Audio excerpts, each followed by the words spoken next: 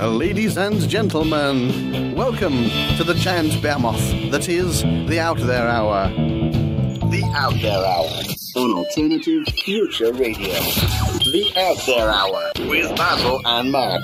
www.alternativefutureradio.com. Yay! Joining at home, children. Well, here we are. Hello, Basil. Hello, Mark. Good morning to you. Good morning to you. Here we are once more on a Friday. For another exciting episode of the Out There Hour. We have made a change to our advertised schedule, and we're going to have a guest today, which is nice. Yes, that's right. Andrew Johnson. Andrew Johnson. He has a website, which name I'm trying to bring back up again. Check the Evidence, I think it's called, isn't it? Check the Evidence. It's many subjects. Yeah, he seems to know about a lot of things. God, where do we start? Today we're going to talk to him about moon landings.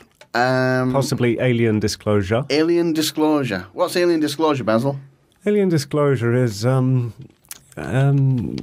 disclosing aliens, obviously. Who's disclosing them and to whom? It's government secrets on aliens. What we haven't been told. Exactly. Yes, I believe that there is a disclosure project. Which Jesus, Mark, I didn't know we were going to have a quiz this morning. Yeah. You're on the spot. I told you should have had that caffeine drink before you came on. No, I think there's a disclosure project. I must ask Andrew if he's going to be if he is involved in that. I'm not sure, but there is a project. I'm looking at his website now. He's got a lot of stuff on there about 9/11.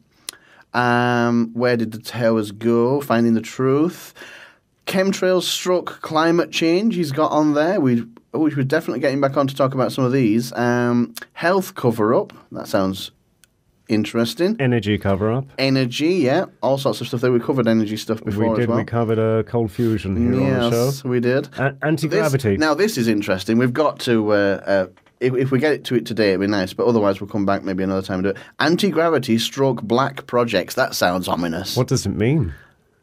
Well, I know what anti-gravity is, but black projects, that could be anything. Sounds. Then we've got the Moonhawks, which hopefully we're going to discuss today, and disclosure and extraterrestrials. Yeah, we're going to be talking to Andrew about the moon landings and were they fake?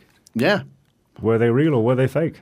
I believe a number of people, I think Andrew's probably going to be one of them, that maintains that they weren't real. And if they were fake, why? What's that all about? Yeah. As we like to say. Then.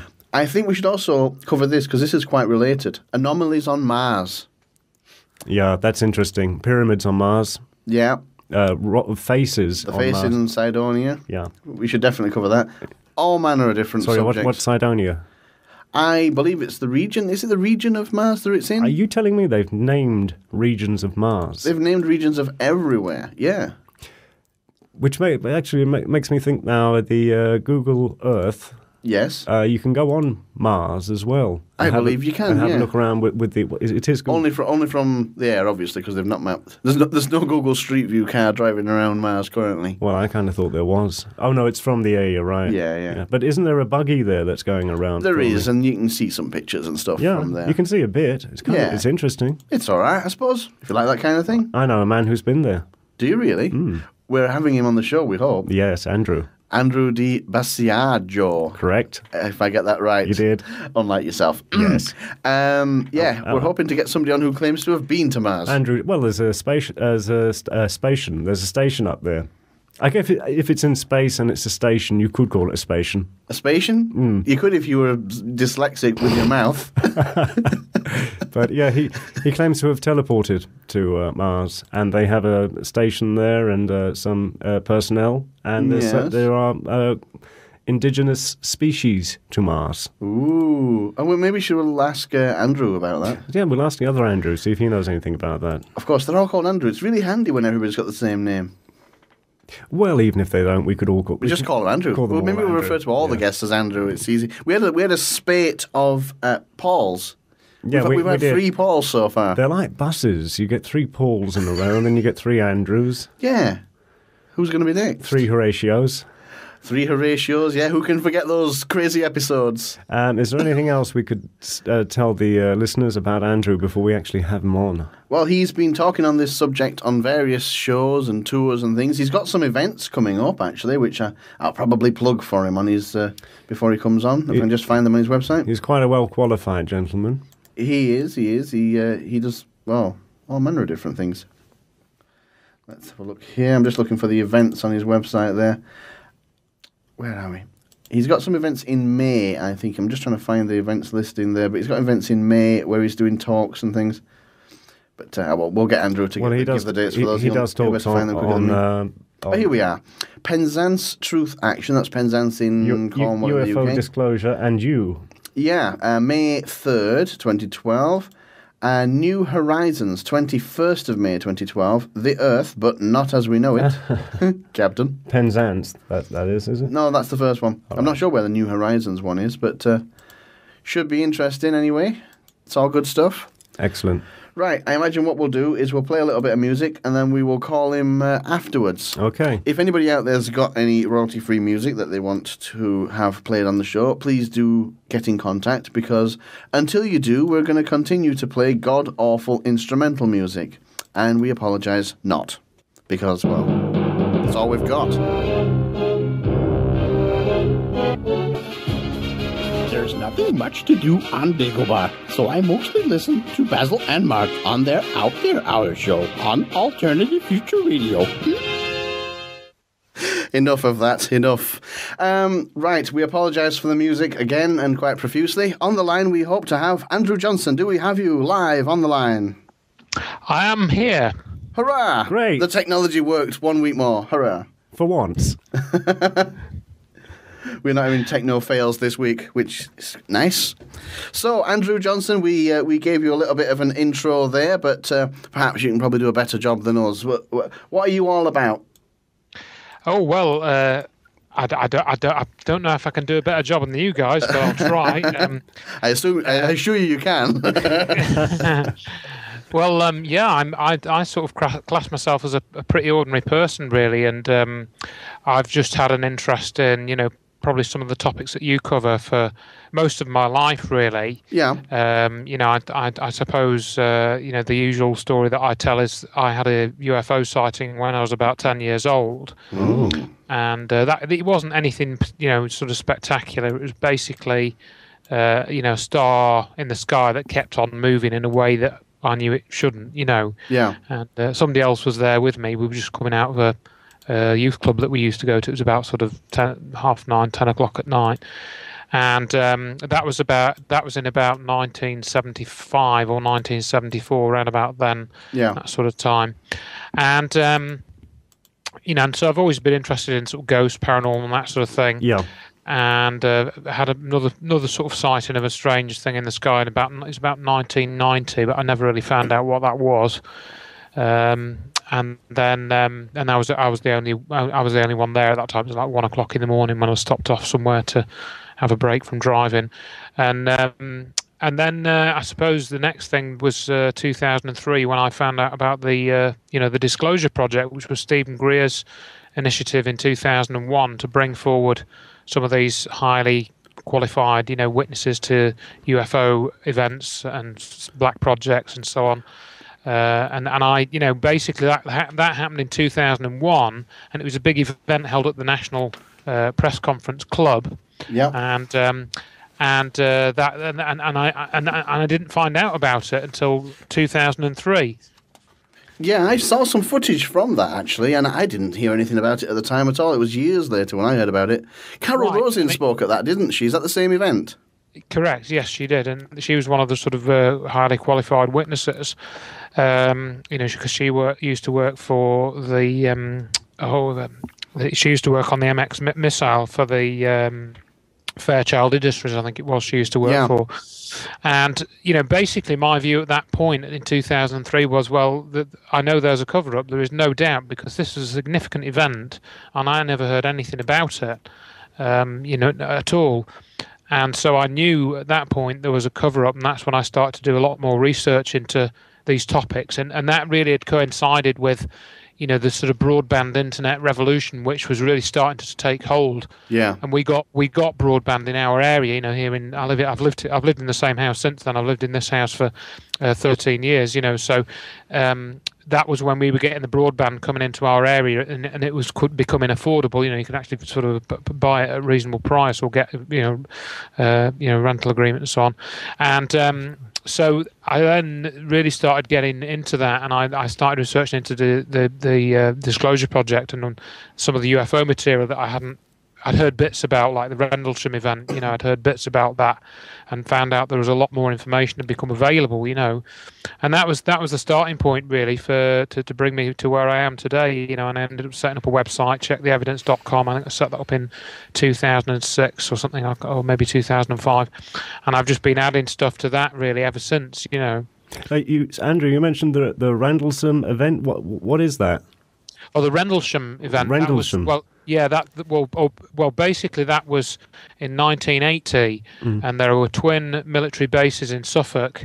There was Woodbridge, the base at Woodbridge, and the base at Bentwaters, and I think it's in between those two, or just adjoining them. There is Rendlesham Forest, and in 1980 an object landed, and the people from the base went out to look at it. Jim Pennison actually went up and touched the object, and he wrote notes about it. And there were many witnesses to this case. There's lots of information being published about it now. And one of the main reasons for the information coming out was from a chap called Larry Warren, who now lives in Liverpool. He's from New York originally, and he was 19, working as a security policeman at the base. And he had some very strange, accounts to tell, and people wouldn't believe him. So he eventually, not quite sure how he did it. He forced the U.S. Air Force to release a memo that was written in 1980 by Colonel Charles Holt, who's the deputy base commander. And within that memo, Holt outlined the events which took place over 2 or 3 nights, and it was something landing, shining beams down from the sky, Colonel Holt's feet when they were walking through the forest, and they went out and took samples of the tree, and found indentations on the ground and bits of branch broken off, and that's all on record now. And they've sort of tried to say, oh, nothing happened, but it's very, very clear that something very significant did happen. And one of the key people that investigated the case was Lord Hill Norton, who was the former Chief of Defence Staff. He was an admiral in the Navy, I believe, right, before he sort of retired. Right. He died now. He died, I think, in 2006. But he did a lot of investigation, and he said that, he basically said that the British Ministry of Defence's position, and he used to work for them, as a top guy, he said their position was ridiculous. It was clear that something of defence interest happened at that base. Either a flying saucer landed, a craft landed and did stuff, or the guys were all lying about what they saw. Oh, you've answered the question. I was going to say, what was the nature of the object? Does anybody know? Well, actually, as it turns out, there was probably more than one object. There was at least one object that landed, which was the object that Jim Pennison went and touched, and I believe that was triangular in shape, and it was roughly, I think it was about 15 feet across. It wasn't very big. My God. And he actually touched this thing, and he got sort of a sensation from it. And he said there were characters on the side. Oh my God! There's a documentary called UFO Invasion Rendlesham, which is very good. I think you can watch that on the internet. Somebody's put it on YouTube. Okay. Yeah. And that's done by the Sci-Fi Channel. And it was made in 2005, I think. And Bryant Gumbel, who's I think he was one of the main anchormen on CNN for a time. He's one of the main news guys. He's a credible guy, in other words. Yeah. He fronts that documentary. A lot of information in there. It's very well made. It's not one of these that debunks it. They clearly prove that something happened. And anybody who thinks otherwise, like, Ian Ridpath and these other people who try and debunk it, it's just nonsense. We know that something happened there. They tried to shut people up. They tried to shut Larry Warren up. They banned his book. When that documentary, which was 90 minutes long in the States, was shown here, it was shown on Sky, and they cut it down to about 50 minutes. They cut most of it out. Oh, weird. They showed it. Yeah. Now, So Andrew, they made audio recordings, didn't they? I think at the time. Are they available? Can you listen to them? Oh yeah. Just put Colonel Holt. I think if you just put Colonel Holt tape into Google, you'll get that whole 20-minute tape from somewhere. I've got it on my website. I'm pretty sure. Yeah, saved it on there. I'm sure I'd listened to them, but I wasn't sure if they were out there yet. Lovely. Yeah. It's all out. It's all out there. There's plenty of information out there. And I suppose, is it worth asking the question? I think I know the answer, but is there anything special about Rendlesham Forest Base? Well, apparently it has got a history. I'm not an expert on this, but for example, there were one of the things that's in Larry Warren's book is there were some cloudbusters there, which this ties in with the research of Wilhelm Reich. Right. They had these cloudbuster units there, which are just like these sets of pipes, which you rig up in a particular way. Yeah. It's meant to be able to affect the weather. Now, again, I haven't looked into it that much. And then again, they say that the forest has certain ley lines, which, well, I don't know if the ley lines go through it, but there's supposed to be, there's certain things in the forest which people have talked about in the past, but I don't know that side of it very much. I haven't looked into it. But the one of the key things is that the Bentwaters base, they had nuclear weapons there in 1980, and they were stored there without the knowledge of the government, or without the disclosed knowledge of the government anyway. Yeah. And that was one of the reasons why they didn't want to talk about it. A lot of the people, Colonel Holt certainly didn't want to talk about it, because part of the account involved the beam coming down from the craft going into the nuclear weapon storage area. And we have people on record saying that these beams actually affected the ordnance. They changed the launch codes which are programmed into these units, and they had to get a special team from Germany to come in and actually reset these launch codes. Apparently, that's the story I've heard. And of course, back in the early 80s, they would have been thinking it was more likely to be Soviet at the time. Yeah, that's it. And I'm sure they went through all of that. And if you look at what Jacques Vallée has said about the incident, he reckons it was some type of covert black project to test how a nuclear armed base would react to an incident like that involving advanced technology. It wasn't. There was just a helicopter flew over and shone a spotlight. There was objects breaking into pieces and things flying off, in different directions, and things caught on radar at different times, and all kinds of stuff. And many witnesses, who, as Hill Norton points out, he said that these are trained observers. Their job is to observe the sky for either for aircraft and so on, and make sure that the base stays secure and all this sort of thing. So these were fully trained people, so it's on a different scale to a lot of the other events. Andrew, just mentioning your experience when you saw something unusual in the sky when you were a young man in the 70s and the 90s. But how do you know if it's how do you know the difference between a meteor or a shooting star? Or, what is unusual? How would an untrained person know? Well, at the time, I'd always been very interested in astronomy and so on. So I was fairly up on what should be there. With the space program. And this particular object was doing acrobatics. It looked like a star. But there were actually two objects, I should say, and they were spinning. It was almost like they were moving like flies would, perhaps. They were actually going forwards and around each other. Okay, I see. And sort of moving off into the distance. So it wasn't a linear motion. Yeah. Or anything like that. It wasn't. They weren't flashing, as I recall. They were steady. So it wasn't plane navigation. Even I know that a shooting star or a meteorite would just be moving very, very slowly in a straight line. Right, so it was clear to see these weren't ordinary objects. That's weird. And there was a person with me at the time, a girl from the school that I went to. She saw it as well. So, it wasn't just me seeing things. I imagine. Could you gauge the speed? Would you have any idea? Did you think about it? Not really. It wasn't. It didn't just shoot across the sky in 1 second. I probably saw the apparition for 9 or 10 seconds, something like that. So, it wasn't instant. It appeared to be manoeuvring in some way, if I can put it that way.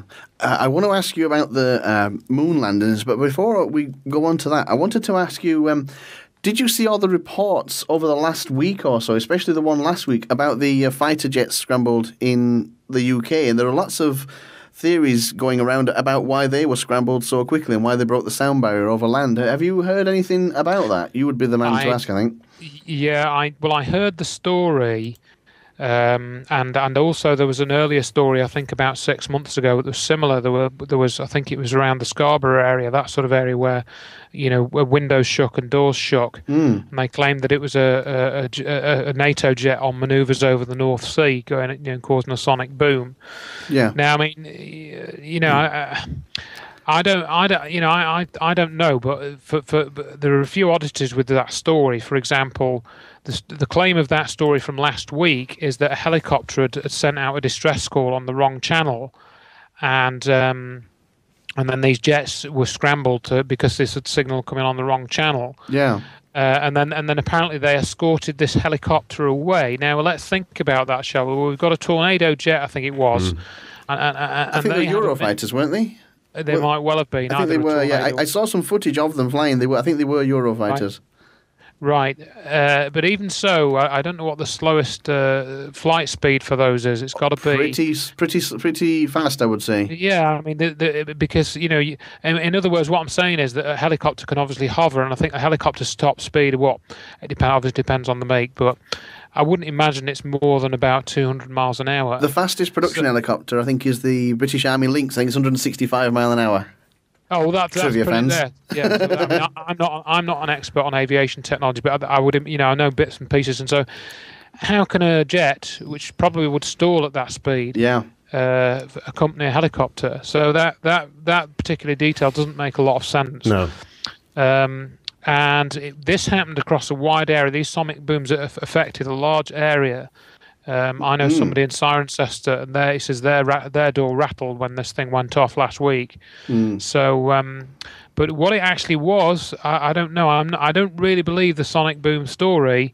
But having said that, I don't know what it was. And we've had a number of these events of strange noises heard around the world. There were some YouTube videos went up, I think it was at the end of last year, beginning of this year, apparently from all around the world. Now, again, some of these videos appear to be copied from other ones. Yeah. So you're getting the same sequence of sounds in some of them. Yeah. But nevertheless...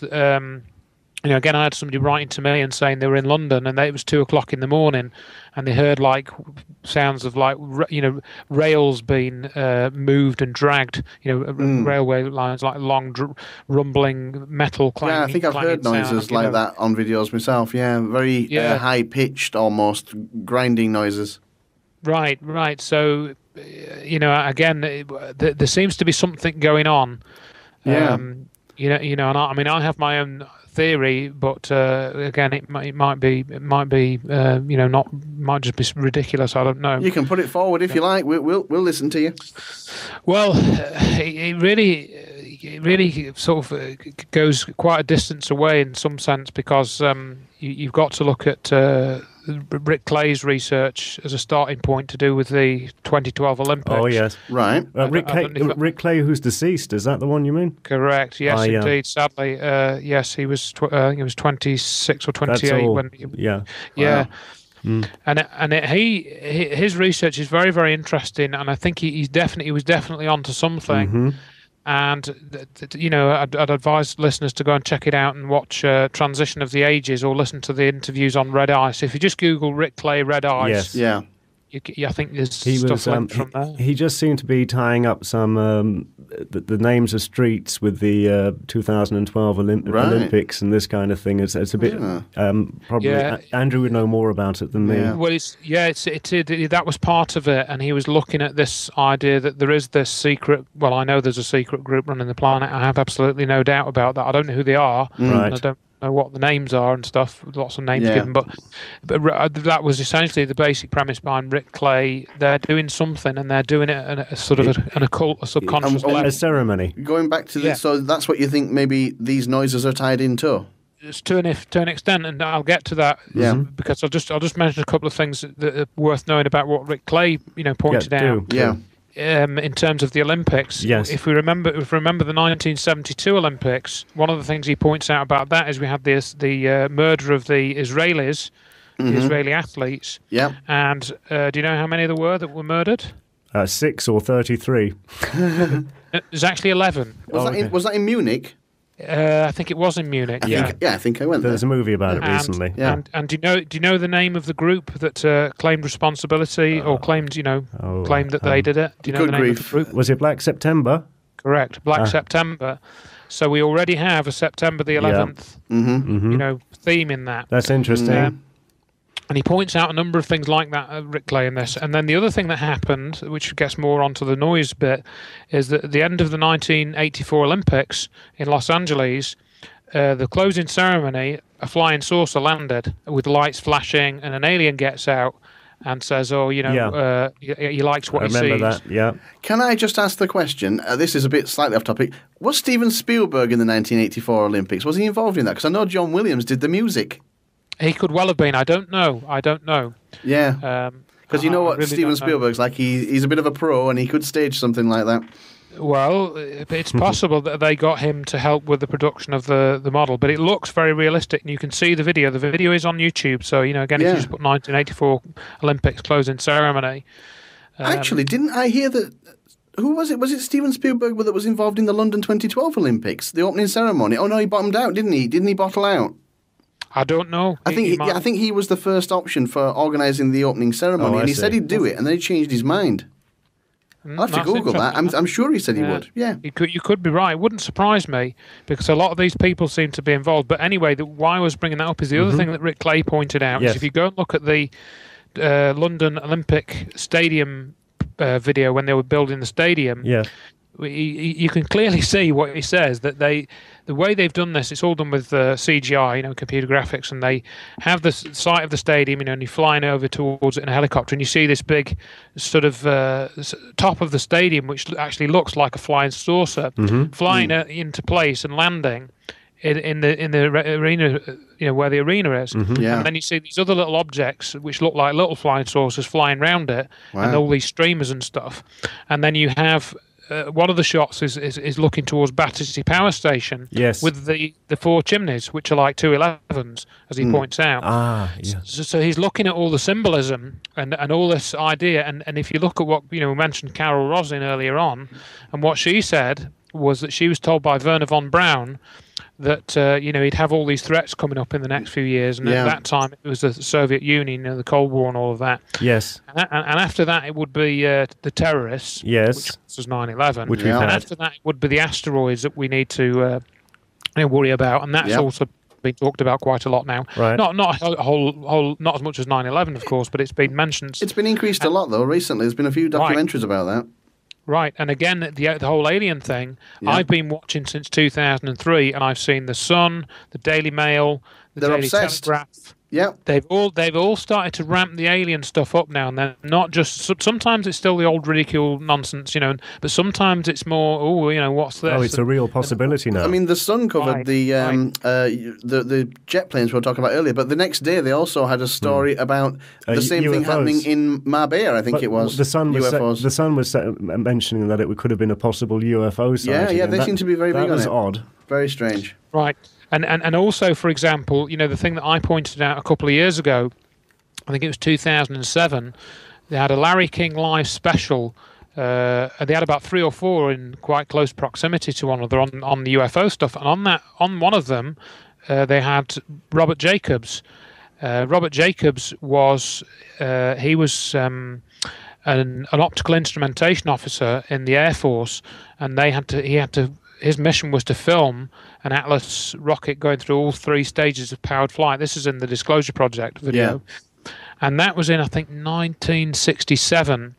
And he basically, to cut a long story short, he filmed, without realizing it, an object coming in and firing a beam of light at this dummy warhead and knocking it out of space. Right. And that's all on record, all well documented. His senior officer verifies the story is true, and so on. Yeah. We haven't got the actual video from or the film from the telescope that he had, because that was a film of a missile test. But yeah. And then what I'm saying is that he first publicly told that story, which is an amazing story. He first publicly told it on local radio that he used to be on in 1982. And he's told it several times in between in public, even though he's supposed to be breaking, oaths and so on. Yeah. He's been told it several times since 1982, and yet it was only covered on CNN 26 years later in 2008. Wow. So why has it taken CNN or whoever 26 years to put this on mainstream primetime TV? Yeah. And there were several other witnesses like Robert Salas, who also had a similar encounter with nuclear missile shutdown. Yeah. And he was on the CNN special as well. And he's and this was like 7 years after Disclosure Project. Yeah. So what I'm saying is that if we tie together what Rick Clay looked at with the Olympics, yes, and we tie together the pattern that's been developing in the media, yes, and we tie together the statement of Carol Rosin, I think there is clearly, to me, an agenda to say, oh, we've got to get the aliens into people's, subconscious and so on, and make them think about it, and to cut to the punchline, what Rick Clay was talking about, and I think he's onto something, is that they're going to fake an alien landing or an invasion at the Olympics. Yeah. Possibly with one of two scenarios. I mean, I don't know whether this is going to happen because a lot of people have talked about it now. Ian Crane's talked about it a lot. Yeah. If you know of Ian Crane, and he's done whole presentations on it. And so I don't know. Maybe they'll do something different, but there's something that they're trying to put forward with this idea of aliens. Either that it's going to be they're going to blow up a building like they did on 9/11. They're going to turn it to dust, which is a whole other area of research. Yeah. And then say it's these bad aliens did it, or they're going to have some type of landing event which is not real, not real. They've got technology to actually make it look real to all the witnesses that are there, but it's not. And they're going to say, "Oh, the Space Brothers, have come to sort us out because we're making such a mess of things." Yeah. And, they're all going to look after us. But actually, again, they're not the Space Brothers. They're somebody else. A bit like in Arthur C. Clarke's Childhood's End story. That also presents some type of scenario similar to that as well. So all I'm saying is just keep your eyes and your ears open and don't believe the immediate thing that's presented. There's probably going to be another story behind it. And I think if you start looking around now, you'll be able to uncover some threads of what that story might be. Well, just speaking of Rick Clay, 26 years old, what happened to him, Andrew? Well, the story is that he'd been doing this research, and I think there's two different stories, as I recall. One is that he'd become depressed and he committed suicide. And the other one is that he developed some type of adrenal gland problems, which ended up being fatal. But apparently, according again to the sources that I've read online, he was buried on September the 11th. Oh God! Or he's actually scattered on September the 11th I think 2008. Oh my God! So that's the story I read. I don't know if that's somebody just trying to make it more weird than it actually was, but there's not a lot of information as to what actually happened to him. It's a bit of a mystery. Okay, thanks, Andrew. Andrew, going on to now the moon landings. I was going to segue from your Atlas rocket, but I wanted to carry on listening. Moon landings. We introduced you. We were going to talk about Disclosure Project, which you've covered a little bit of. Moon landings, various theories about the moon landings saying that they didn't happen. I looked on your website, you've got a few videos there about the problems that they would have had if they were trying to do it. Tell us, what's your opinion of the moon landings? Have they ever been? Well, give a bit of background to me as well, because my background is actually in software engineering. I've worked with technology, since finishing university. I did a degree in computer science and physics, so I do have a background in a scientific discipline, an engineering discipline, which software is. So, and the reason for that really is that I was inspired by the Apollo missions when I was a child. And I sat and watched the on the edge of our settee, the moonshot video, films and so on, and that was really what inspired me. And I really believe that these were just as we were shown, probably up until about, I would say, probably 2005. I didn't really have that many reservations. So I must sort of preface everything else I'm going to say that I believe the official story. I believe the official story of a lot of these things, and I didn't think they could possibly have hoaxed something like a moon landing, because so many people saw it, and everyone says, there were thousands of people involved in the actual project, hundreds of thousands even, and I think, how could they possibly, fool all of those people? But I think, as I say in the presentation that I put together, I think it was last year or the year before, there are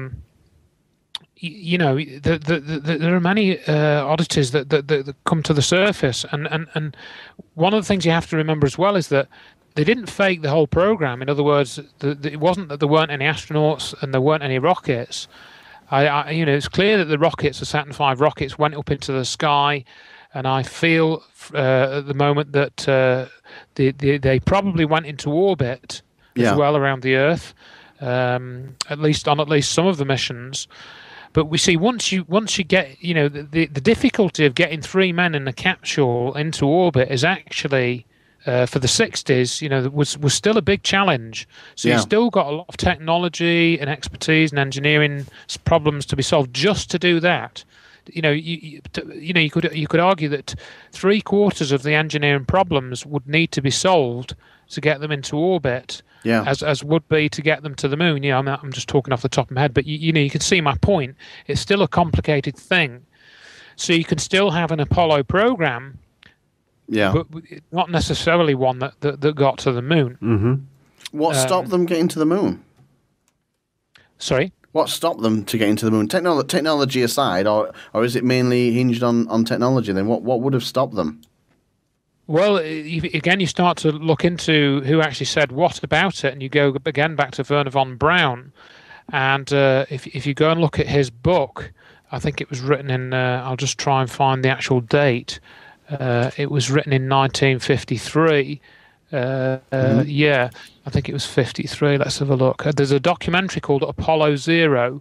Yeah. And have you got a link to that on your website? I think I saw that on there, did I? I think it is on there, yes. Yeah, and von Braun said, I haven't got the date on this thing, I should have really, but what he said in I think it was 1953, it is commonly believed that man will fly directly from the Earth to the moon, but to do this, we would require a vehicle of such gigantic proportions that it would prove an economic impossibility. It would have to develop sufficient speed to penetrate the atmosphere and overcome the Earth's gravity, and having travelled all the way to the moon, it must still have enough fuel to land safely and make the return trip to Earth. Yeah. Furthermore, in order to give the expedition a margin of safety, we would not use one ship alone, but a minimum of 3. Each rocket ship would be taller than the New York's Empire State Building, almost a quarter of a mile high, and weigh about 10 times the tonnage of the Queen Mary, or some 800,000 tons. That's from his book, Conquest of the Moon, which I think was, there don't seem to be any copies available now, but yes, you can. I'm sure there'll be some, and that was in the 1953. So even he was saying that you couldn't really do it very easily with basic chemical rockets, right? And there's other little things that you can just think of. Somebody mentioned this to me the other day. If you think of the relative strength of gravity on the Earth and the Moon, it's meant to be 1/6. Yeah. And we need that huge rocket to get away from the Earth's gravity. Again, I haven't done the calculations, but you think how puny the lunar module thing was to get off the surface of the moon, absolutely, and back to orbit. You've got to start asking yourself some questions about that. Apparently, they've lost the blueprints for the lunar module as well. They no longer exist. Mm-hmm. And somebody came up with this phrase of the lost technology of the 60s, which is actually Dave McGowan, who's written articles about this. I know him well. He's the Strange Case of Laurel Canyon. He does as well. Right, exactly. He's fantastic. Yeah, He's good at sort of picking these things out and saying, "Well, isn't this obvious?" sort of thing, And again, in the presentation I put together, you look at the history of Apollo as well. And you look at the fact that Gus Grissom, who was meant to be the first man on the moon, when he got involved in the program, it was in 1967. He said, I can't hear a word you're saying. Jesus Christ, I said, how are we going to go to the moon if we can't even communicate between 2 or 3 buildings when they're in a test, in the main module? And that was in 67. So he believed they weren't in a state to go. and he had a press conference, and there was also an inquiry as well into the state of the program, and that's covered in this Apollo 0 film. But yes, but it's interesting, Andrew. I take on board what you're saying about just getting into orbit and back was a struggle enough. But why is it then that they are pretending that they landed on the moon? What's the reason? Well, we'll go to that in a minute. We'll perhaps cover a few more of these points of evidence, and then go to the motive, because one of the common things, it's a bit like with 9/11. When you tell somebody about 9/11 that it wasn't terrorists that were involved, it was actually an energy weapon which destroyed the World Trade Center. Right. They'll say, well, that's just ridiculous. Why would they want to do that? What would be the reason, and so on, and then they don't think about it. But again, you've got to start with the evidence and go forward, and then eventually, once you've studied enough of the evidence, you may be able to have a better chance of determining what the actual motive is for putting out a different story, and so on. Right. But just looking at what happened to Grissom and his colleagues were killed in a fire in the Apollo 1 capsule on the launch pad when the capsule was flooded with pure oxygen. Yeah. And Scott Grissom, who was his son, he then tried to open an inquiry into his father's death, I think in the 80s or 90s, I can't remember exactly when. And he basically came to the conclusion that his father was murdered. In other words, they'd set up the capsule deliberately so that a fault would cause a fire and they would all be killed. And that was basically the conclusion he came to. Right. So and again, you look at who developed the Apollo rockets, and it was all these Nazi scientists from the Nazi regime. Yep. So, as I say in the presentation, you're not in good shape. You haven't got a good sort of basis for people telling the truth about what they're doing. So you've already got some problems there, and then also thinking of coming back from the moon. The way that these things were supposed to have landed in the sea. How did they ever find? It could have taken them 2 weeks sailing to get to where the guys were. I thought about that actually when I've seen the footage. It seems very unlikely that they should land so close to a battleship. I mean, the Pacific is big.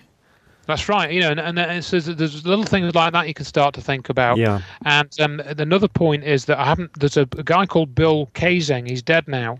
Bill Kaysing was one of the early whistleblowers. He started blowing the whistle, I think, in the 1980s, and he basically wrote a book. I think it's called We Never Went to the Moon. I haven't read that book, but I understand that in it there's a chapter where he had a whistleblower came to him, and he was a pilot of a C-130, and he said that what they had in the back of his C-130 was the capsule, with the guys in it, and they pushed it out of the back of the plane.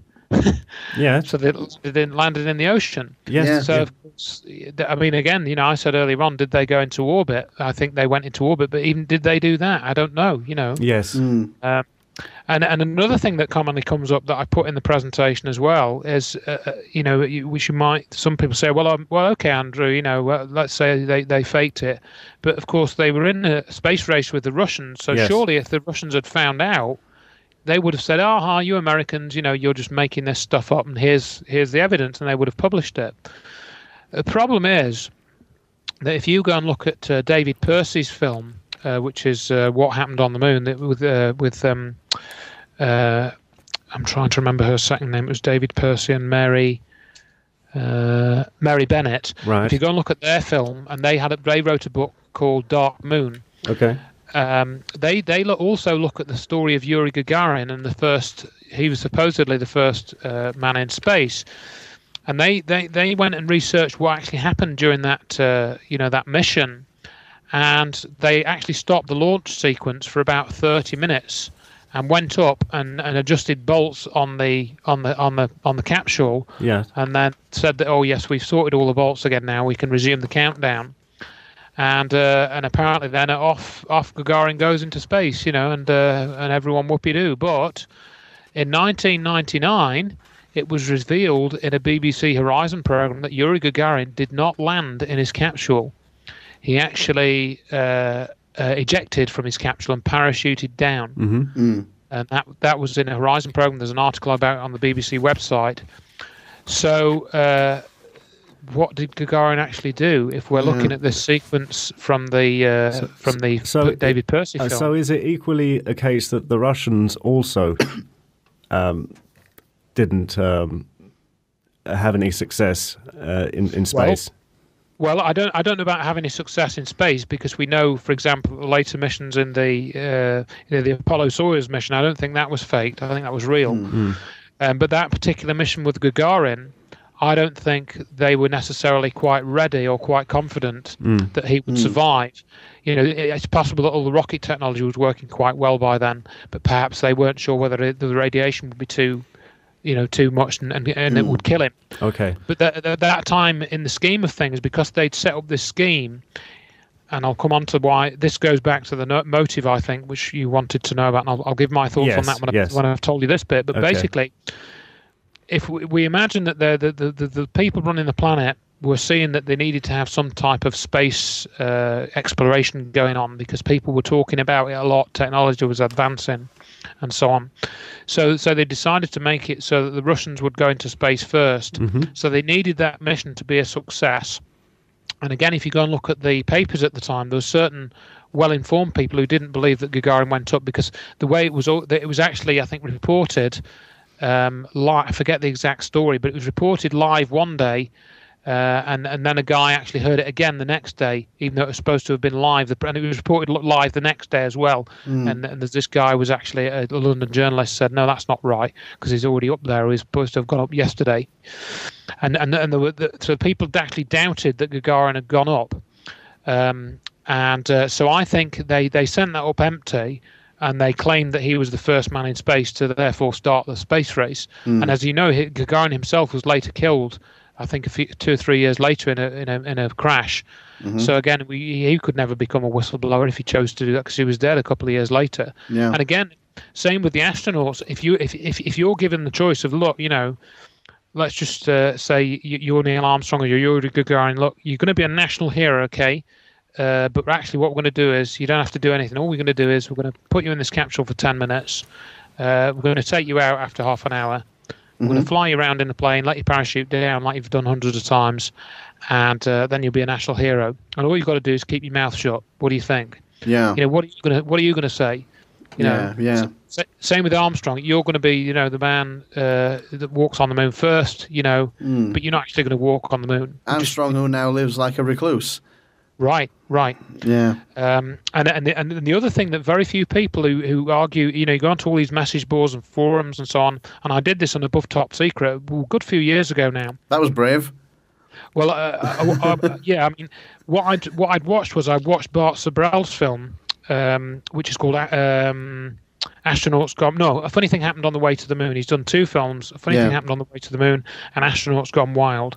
And again, if you want to know who went to the moon and that, go and ask the astronauts. Go and ask them about it and see what they say about it. And when you do that, as he did, I don't agree with the methods that he used, but the results that he got were pretty interesting.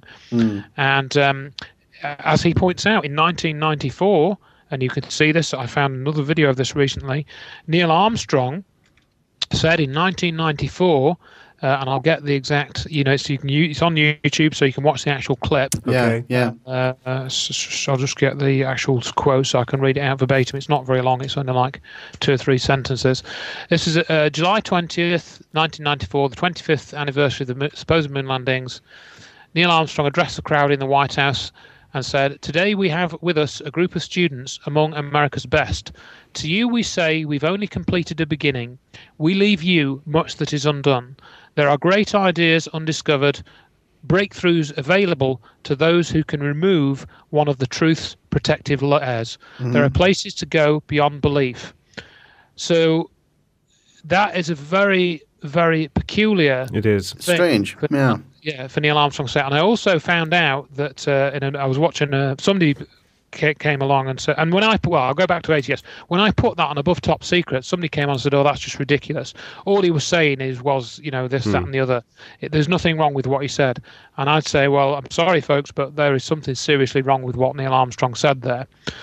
And in a later interview that I found out that was done by Ed Bradley in 2005, because somebody came on, Bart Sabrell was on Coast to Coast and said, "Oh, Armstrong never gives interviews, and somebody came on and says, yes, he does. He does give interviews. He gave one in 2005. And so I'll go and check that out. And I found it. And it was on Google Video, right? And it was a personal profile of Neil Armstrong by Ed Bradley for, I think it was for CBS. It's still on Google Video as far as I'm aware. Yeah. And he was talking to Armstrong. It's 15 minutes on him, and Ed Bradley points out that in 1994, that same year, Neil Armstrong's marriage ended after 38 years. So I could be putting 2 and 2 together and making 5, but I'm thinking that he was going through a lot of. He wanted to disclose. He's trying to tell us something.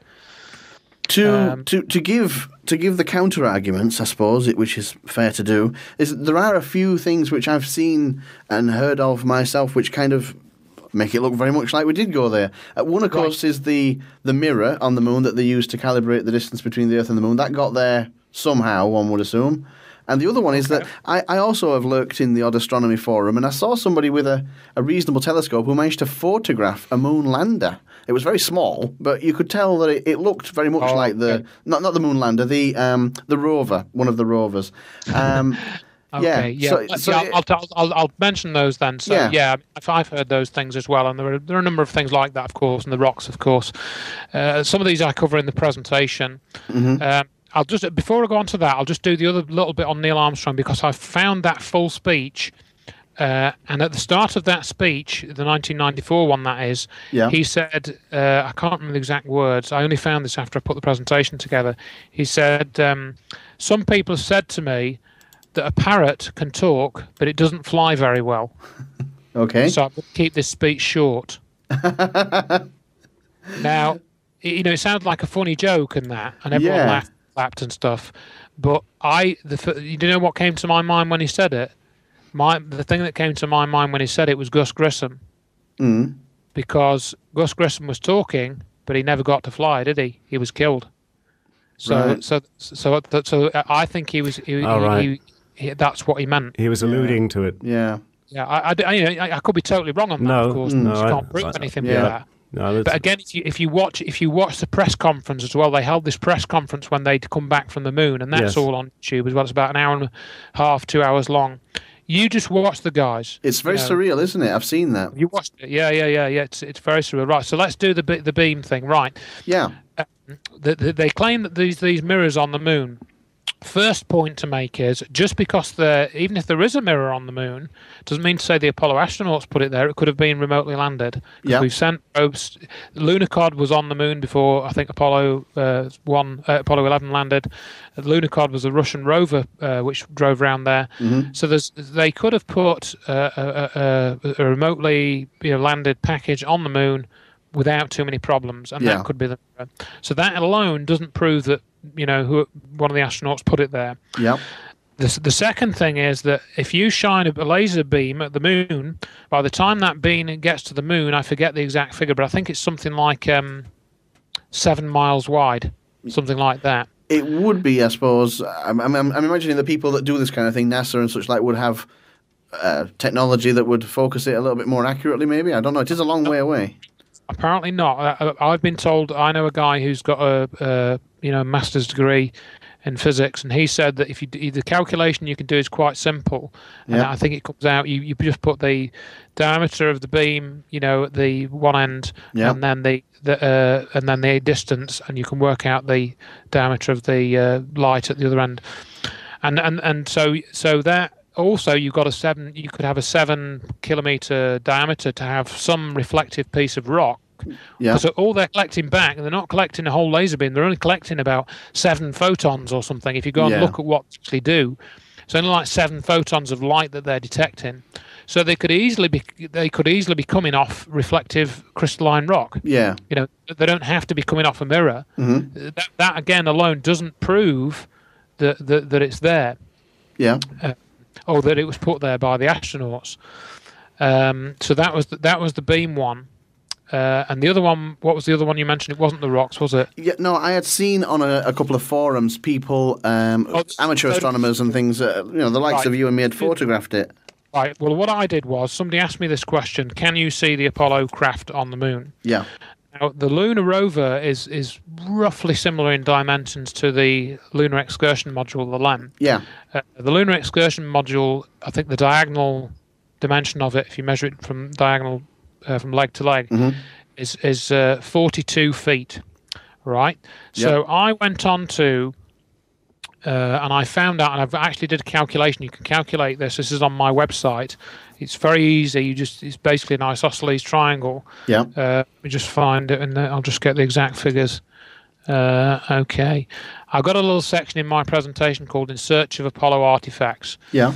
The lunar excursion module is 4.2 meters across, depending on which direction you measure it in. It's about the size of a Volvo. Right. Yep. Yeah. So sort of car dimensions, that sort of thing. Yeah.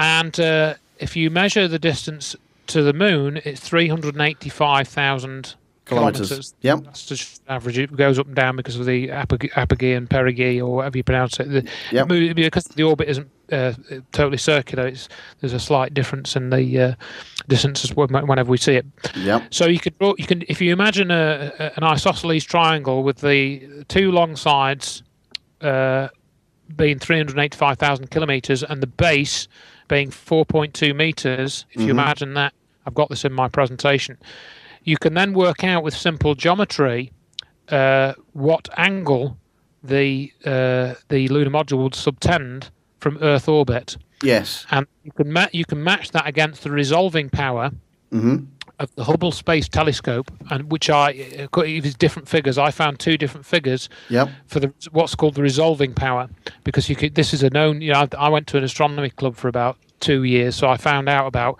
resolving power and entry pupils and exit pupils and stuff like this. And basically, I calculated that you can't see the Apollo craft on the moon with the Hubble telescope because it can't resolve it. It's not that powerful enough. It hasn't got enough resolution power. You might think it has, but according to the figures that are publicly available, it can't see it.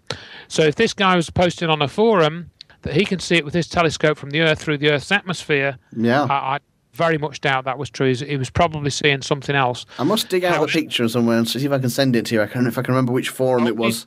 Yeah, if you can find it, do. But however, we can go better than that, because let's see when it was. 18th of June 2009, Lunar Reconnaissance Orbiter was launched. Now, Lunar Reconnaissance Orbiter was part of this supposed initiative to go back to the moon by Bush and co., which was announced on the 100th anniversary of powered flight, which was not 2004, I think it was announced. And anyway, Lunar Reconnaissance Orbiter went up June 18th, 2009, and it took some pictures, and eventually the craft flew over where Apollo 11 was supposed to have landed and took some pictures, and NASA announced this with some fanfare, but they've got a special page on the LRO mission web pages showing the Apollo 11 landing site. Yeah. And there were various arguments about this, and there's YouTube videos being made about this, so I thought I'd have a poke round on this myself. And you can see they've got a particular picture. I've got the link in my presentation, and it gives you a view of the Apollo landing site with a little scale of 200 meters. Yeah. And you can see that the Apollo 11 lunar excursion module is shown as a big white smudge with 4 little white smudges around it. So I measured the number of pixels that this was using PaintShop Pro. It's a bit like a Photoshop thing. I measured the size of it in pixels, and then I used this scale of 200 meters that they'd given for this picture and counted the number of pixels that was. Yep. And guess what? It comes out that the lunar excursion module on their picture is about 3 times too big. You would think that NASA would be sufficient enough with basic maths to get their scale right, wouldn't you? And again, just go and look at these pictures for yourself, and you got a number of anomalies on these lunar reconnaissance orbiter pictures. For example, they've got two different Apollo landing sites. Yeah. And on one of them, the lunar rover is black. On one of them, it's sort of white. Wow. And same with the Surveyor 3. Surveyor 3 is a probe. One is black and one is white. And I've got this in my presentation. And it really doesn't add up. And they've since I did this again, they've published another picture of one of the Apollo landing sites. I think it was published last year sometime. But the lunar module, again, looks totally different. You can actually see it's got a little 3D effect, whereas the Earth one hasn't. It's just like a smudge. You can see it. But the later one, it almost looks like a little 3D model, and you can see it. In fact, it looks more like you'd expect it to look. The other one, I point out to people that if you look at this first one from 2009, if I came along and said, look, I was flying in a helicopter and I took a picture of a UFO landed on the ground. Yep. Showed you this picture of this smudge, that's on NASA's website, you wouldn't believe me. No. You just say, Photoshop that. And yet they present this as evidence of the landing. We're getting a bit pressed for time. I have got one last question, which I've thought myself many times. Hopefully you can just give us a quick answer, if there is a quick answer. Why have they never pointed the Hubble Space Telescope at the moon? Well, I think they might have, but if they haven't, it's because the moon is a very bright object, and the Hubble Space Telescope is primarily designed for looking at dimmer objects, and deep sky photography and so on. Because I've seen lots of photographs where there have been elements of the moon that have been blacked out and things like that before, but it's all very mysterious stuff. Well, they're hiding stuff. I mean, there's a whole sort of set of data which suggests that. Yeah, well, we'll have to get you back on again, I think, and go into this some more. We can press on with this for hours, I think. It's been fascinating. It's just been a wonderful show today. Thank you so much. You're very welcome, very welcome. Thanks for having me. Thank you for calling in. Andrew, do you want to plug your website? And have you got any events coming up? We gave you a little plug before you came on, but you can do it again if you like. Yeah, the website is checktheevidence.com. There's lots of audio, video and stuff that you can download from there. I've got my free ebook about 9/11, which will tell you the story of 9/11. I'm doing a talk in Penzance, if anyone's down that way, on the 3rd of May. It's going to be about UFO stuff. That's listed on the homepage. And I'm doing another one in Blackpool on the 21st of May, which is about the expanding Earth and the hollow Earth, and that's at Blackpool. We might put them on the website, actually. Yeah, we'll put your events up on our events page as well while we're at it. Wonderful, thanks. Lovely. Thank you for calling in then, Andrew. Thank you. Hopefully we can get you on again sometime. Anytime. Lovely. Thanks for calling. Bye. Cheers, then. Bye-bye. Thank you so much. The Out There Hour with Basil and Mark. You can contact us via Facebook.com/Out There Hour or YouTube.com/AFRadioYT or email us on helpdesk@alternativefutureradio.com. Skype us on AFR Guest.